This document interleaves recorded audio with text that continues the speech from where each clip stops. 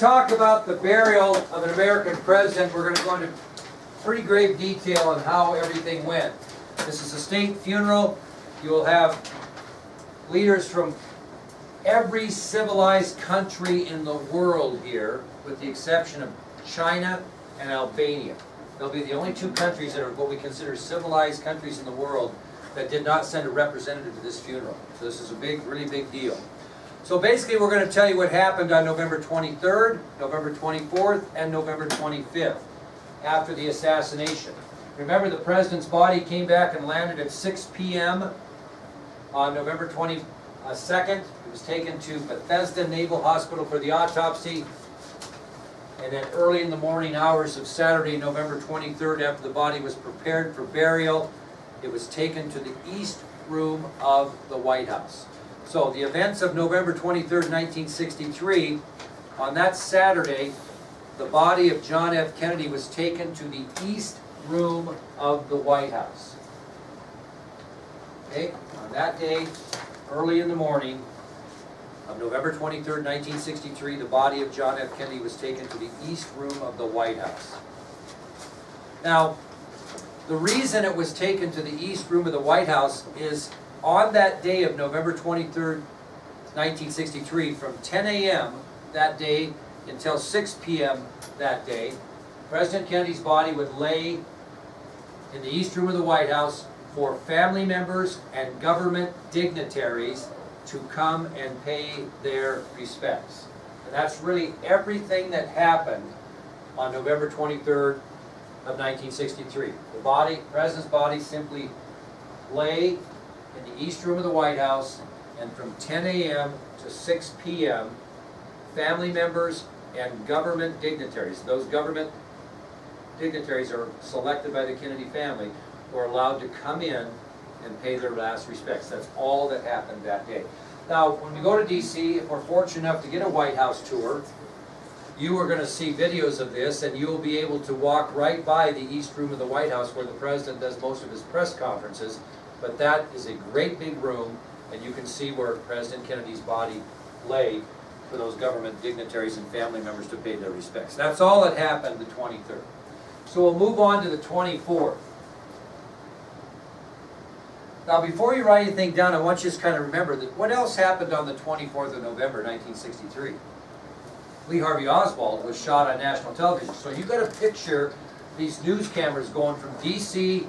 back to Dallas to watch the transfer, and then back to D.C., and then back to Dallas. And people are watching this and watching the things we're talking about, and all of a sudden when they go to Dallas, people are watching the transfer, and then they watch Lee Harvey Oswald shot on national television, and then it slips right back to D.C. And the emotional roller coaster of people watching this was, oh my God, what is going on in this country? But anyway, we'll just tell you what happened is concerning the burial, because we've already talked about Oswald's situation. So here was the protocol for November 24th. In other words, this is what the schedule was concerning the president on Sunday, November 24th. This is what the protocol was going to be for honoring the fallen president.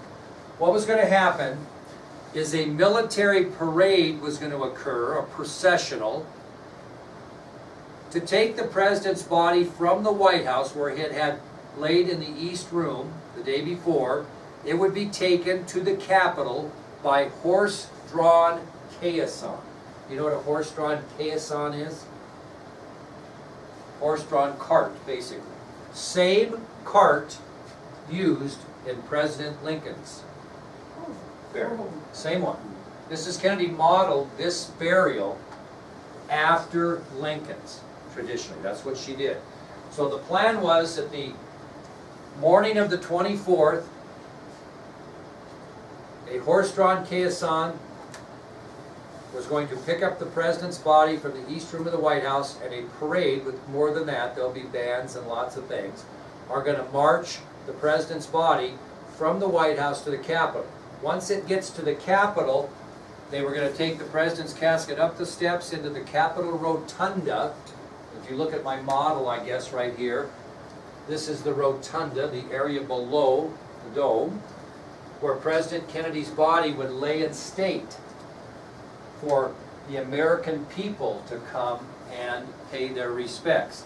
And the plan was from whenever the president's body got to the rotunda until 9 o'clock that evening, anyone that wanted to could come to the Capitol Rotunda, American citizens, and pay their respect to the president. So that was a schedule for the 24th. Again, a military processional parade would pick the president's casket up from the White House. It would transport it to the Capitol. It would be transported by a horse-drawn caisson. You'll see video of this. And the president's body would then be taken into the Capitol Rotunda, where it would lay in state until 9 o'clock that evening for any American to come and pay their respects. So, we're back at the White House. It's 12:34 p.m. on November 24th, 1963.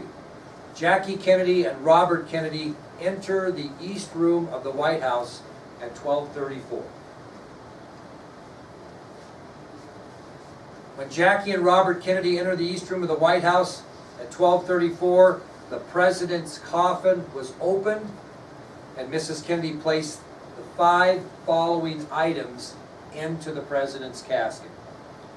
So at 12:34 p.m., when Jackie and Robert Kennedy entered the East Room of the White House, the president's coffin was opened, and Mrs. Kennedy placed these 5 items inside. She placed a letter from herself.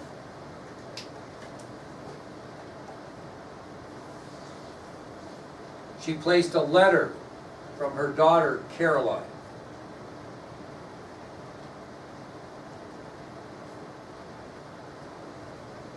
She placed a scribbled piece of paper that had been scribbled on by John Kennedy Jr., who was too young, obviously, to read or write.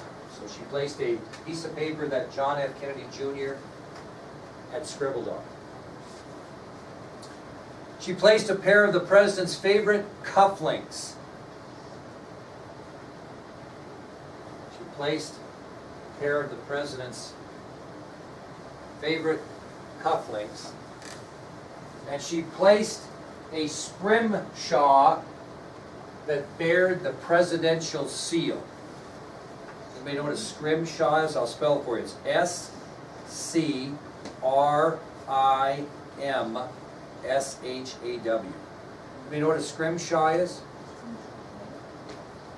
It was a scrimshaw that had the presidential seal on it. Ivory.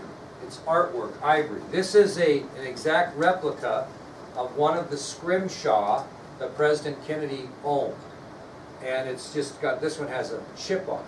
The one that she put in his coffin was similar to this, but it had the presidential seal on it. But this is a scrimshaw. So she places a letter from herself, a letter from daughter Caroline, a piece of paper scribbled on by John Kennedy Jr., a pair of the president's favorite gold cufflinks, and a scrimshaw. This one bared the presidential seal, which is this. Okay? Robert Kennedy then places 2 items into the coffin as well. First thing he places in there is an engraved silver Catholic rosary. An engraved silver Catholic rosary. And the second thing that Robert Kennedy puts in his brother's coffin is his own personal PT 109 tie pin. His own personal PT 109 tie pin. Anybody know what a tie pin is? Well, I just happen to have 2. Okay, now these are kind of interesting because they're PT 109 boats. The top one I'll pass around says Kennedy 60 on it. The bottom one simply says Kennedy. The Kennedy 60 tie tacks were the ones that John Kennedy gave away when he ran for president in 1960. The ones without numbers on them are the ones he was going to give out when he ran in 64. Because he was unable to do that for obvious reasons, Bobby Kennedy passed them out when he ran for president in 1968. And obviously that didn't work for him as well. But these are fairly rare, and this is what he placed into the coffin, was his own personal PT 109 tie pin. Now, I want you just to listen to this because it's kind of, you get more out of listening to it. At that point, Clint Hill, I hope you understand the significance of what this guy has done and the fact you have a signature from him, but Clint Hill escorts Jackie and Robert to the White House that day. He is still in service as Jackie's personal Secret Service agent. He states that Mrs. Kennedy asked him to retrieve a pair of scissors at this time. He left the East Room, went and got a pair of scissors, brought them back, gave them to Jackie, then stepped out of the room to give him privacy, and he heard a clip from the area of the coffin, and later stated that Mrs. Kennedy had taken a lock of her husband's hair before the coffin was closed.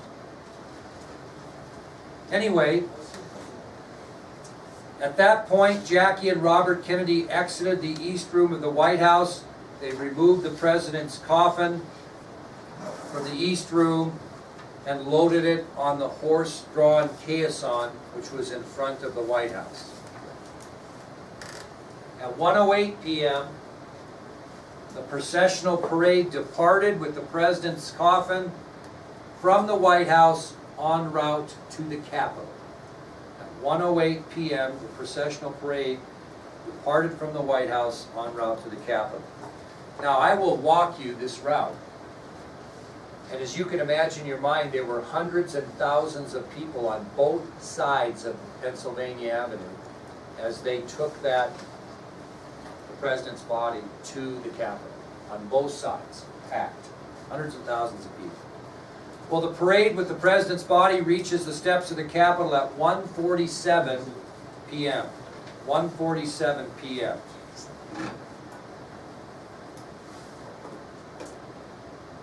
And at 1:52 p.m., as the military casket bearers are carrying the casket up the stairs to the rotunda, a 21-gun salute is fired outside.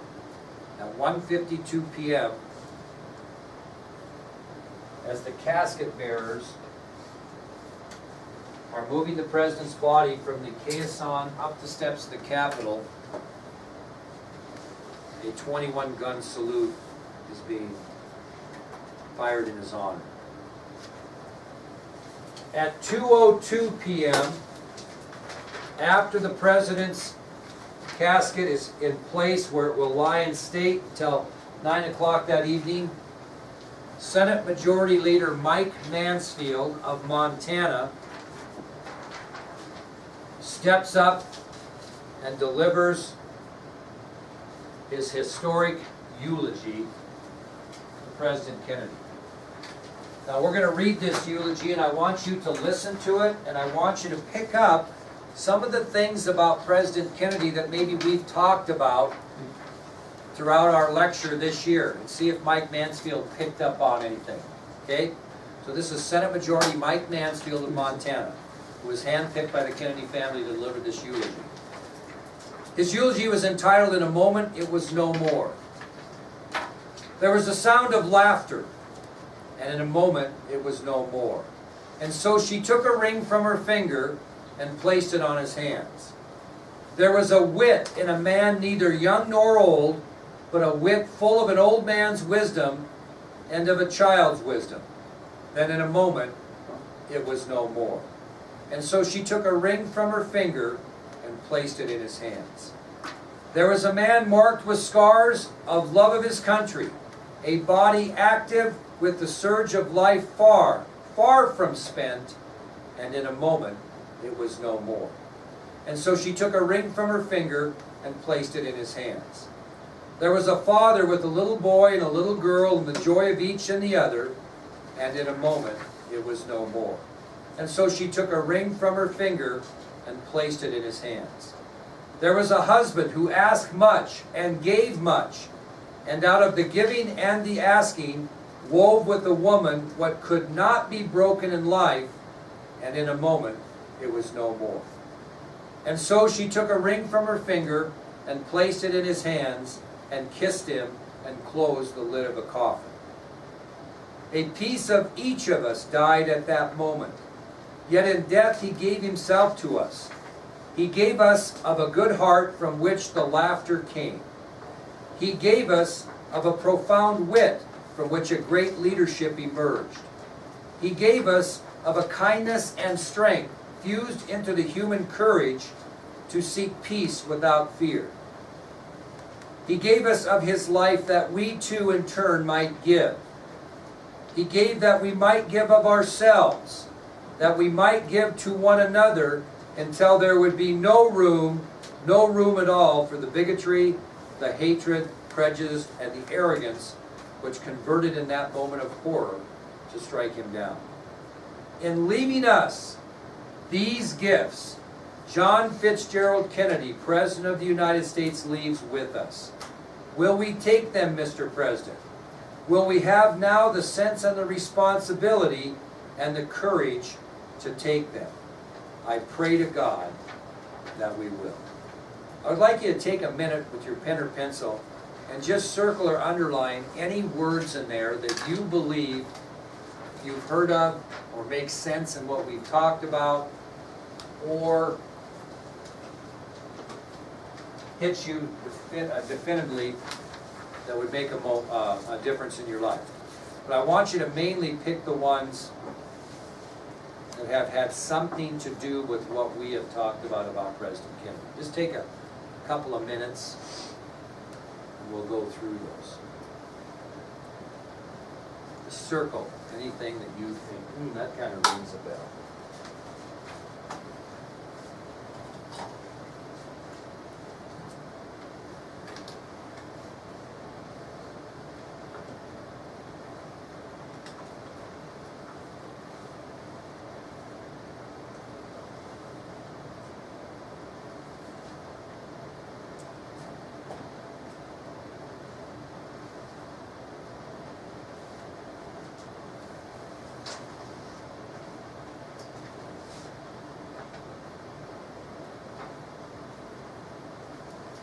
Give me a word, Charles,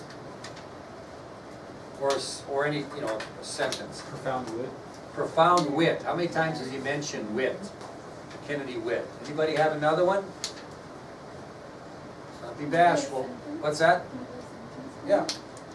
There was a man with scars for his country. And what was his scars? When he got to PT 109, the back. How about any others? How about she took a ring from her finger and placed in his hands? When did she do that? The hospital. Any others anybody think of? When she laid down and kissed him. Okay. There was a husband who asked much, asked not. Okay. And now another one I hit was he said he gave us of a kindness and strength fused into the human courage. Where did that come from? Profiles in courage, yeah. So there's several that he took into being. Senator Mansfield was a very good friend of mine. He was a wonderful human being. Other than Beale Frazier, those two guys were quite something, I would tell you. We'll end with that today. We'll pick up and talk a little bit more about Senator Mansfield tomorrow, and we'll continue on. In your mind right now, the casket is at the Capitol Rotunda, and the casket is preparing itself to be on display for the American public to come and pay respects until 9 that evening. Okay? Tell you how that goes.